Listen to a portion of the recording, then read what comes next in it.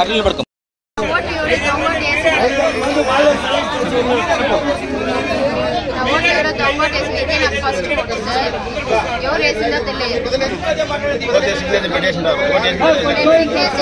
నాలాగే సిగ్నేచర్ చేసి నా ఓటర్ ఐడి స్లిప్ ఎత్తుకొచ్చి వాళ్ళు వేసినారు సార్. ఓటర్ ఐడి నాది నా దగ్గరే ఉంది. ఇదే నాకు ఫస్ట్ ఓటు.